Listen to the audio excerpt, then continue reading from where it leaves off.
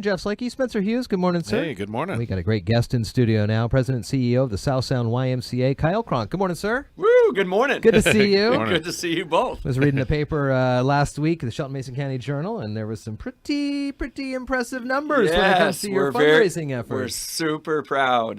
We're just over 13 million. Wow. So I don't know if there's a clapping effect that you guys we'll have. add There that you in go. later, yeah. Yeah, just over 13 million, and it took us a little less than a year to do that. So I don't think anybody could have imagined that, a year ago that we would have raised $13 million in less than 12 months. And that's just a shout out to the amazing volunteers. We've got a great group of people that have been, trying to do this for, 25, 30 years now. Yeah. So they finally kind of got it. We have, amazing support from donors like Simpson and Green Diamond at $1 million. We've got the Rakes, the Gates Foundation, the Ballmer Group in at $500,000 each. We just an outpouring of support from the community. It's just huge. Wow. This is as we've talked about over the year and beyond. With that, bringing it in, it will add such a generational change to the Shelton community. Again, explain that to folks who may be going, "Oh yeah, the Y. I heard something about it." But yeah, so we were talking about this with the volunteers and even contributors come to us and say, just the overwhelming impact that this is going to be. Tens of thousands of people, 10,000 people a year, give or take, for over 100 years or more. I mean, the downtown Olympia YMCA started in 1889, and it's there now. Yeah. And so when you think about how many people learned to swim at the downtown Olympia YMCA, or the Olympia area YMCA as it was called, then, and we were just talking about swim lessons with your child and the confidence that creates. And everything from youth sports to childcare to Power Scholars Academy. All the programs that are going to be, we're going to have Pack Mountain Workforce Development will be there. Oh, nice. Mason General Hospital, Peninsula Credit Union with, financial fitness and health are tied to each other. And so we'll have programs to help people, turn their life around. It's going to be huge. Is that a normal? That is not normal. When you bring in those types of businesses, that is totally new, and it's going to be unique to Shelton, which is really cool. We did a lot of work early on. All those volunteers, we went out and reached out. In a small rural town, you're not going to have your traditional YMCA where you just come in and build a Y and kind of do it on your own, and you're kind of self-contained. Really, it has to be about collaborations. It has to be about partnerships. We have to figure out who else can benefit, and trying to locate everything in one spot is really the way to go. And it lessens the need. We'll still need, obviously, memberships to keep it sustainable. Sure. But with those partners paying, decent rent, probably not market rate rent, but a little less, they get a break. Mason General Hospital, if they're doing outpatient physical therapy, they'll get to use our pool. They'll be able to use the equipment. You won't know somebody that's rehabilitating a hip versus a traditional YMCA member. What are some of the other programs or additions? And I know this is still kind of early on the drawing boards and things like that, but you see Ys in different parts of the state, different parts of the country, and they all have got their own little unique facets to them. Are there certain things that the Shelton Y is going to be able to stand out and be unique on its own right there?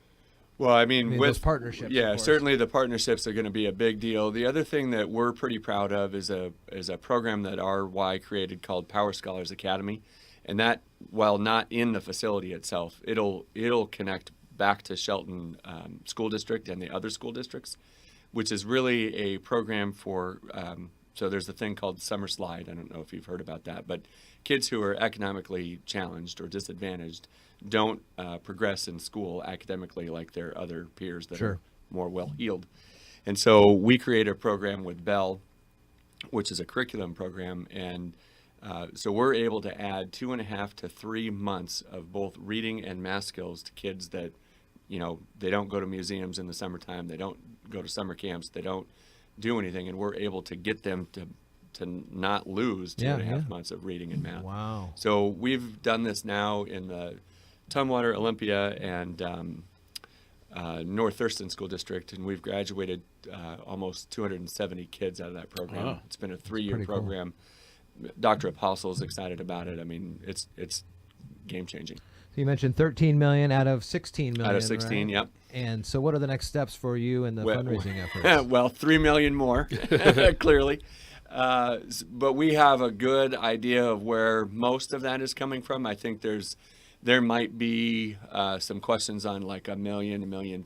I'm not exactly sure where that's coming from, but I have all kinds of confidence that we will get to the 13 or to the 16 million. And then so this is interesting. We just had a meeting about yesterday about we've been on this singular path of raising money, obviously, and telling the story in the community. And now we've got, 3 pathways. We're going to finish raising the money. We're starting to talk about construction.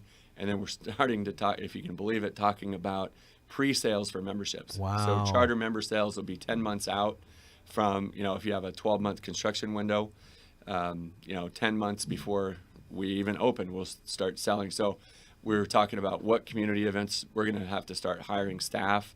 I mean, it's really exciting. So now we're doing 3 things at the same time, which obviously makes it very busy. What are the normal staffing levels at a Y? What types of jobs are there? We'll probably have, I would say, 3 to 5 director level jobs.